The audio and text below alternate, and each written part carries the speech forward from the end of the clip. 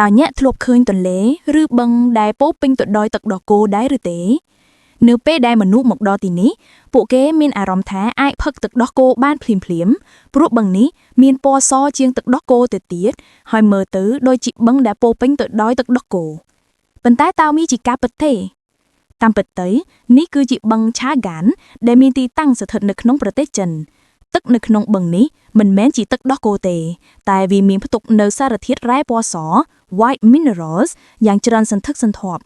នៅពេលដែលពន្លឺព្រះអាទិត្យចាំងចំលើផ្ទៃទឹកសារធាតុរ៉ែទាំងនោះបានឆ្លុះបញ្ចាំងពន្លឺដែលធ្វើឲ្យផ្ទៃបឹងមើលទៅមានពណ៌សភ្លឺថ្លា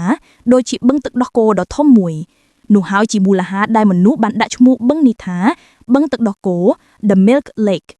ជារៀងរាល់ថ្ងៃភ្ញៀវទេសចររាប់មិនអស់បានមកទស្សនាបឹងនេះដើម្បីថតរូបនិងរីករាយជាមួយនឹងទេសភាពដ៏អស្ចារ្យប៉ុន្តែអ្នកត្រូវចាំថាគ្មាននរណាម្នាក់ហ៊ានផឹកទឹកនៅក្នុងបឹងនេះឡើយ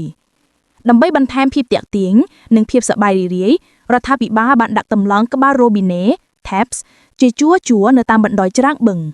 ក្បាលរ៉ូប៊ីណេទាំងនោះត្រូវបានគេភ្ជាប់ជាមួយទឹកដោះគោពិតប្រាកដ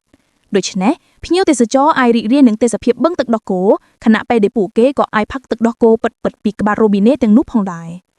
សកម្មភាពនេះពិតជាផ្ដល់នូវបទពិសោធន៍ដ៏កម្រនិងគួរឲ្យអស់សំណើចបឹងឆាហ្គានមិនមែនជាទន្លេវ៉េទតែមុនទេតែជាការរួមបញ្ចូលគ្នានៃភាពអស្ចារ្យរបស់ធម្មជាតិនិងភាពច្នៃប្រឌិតរបស់មនុស្ស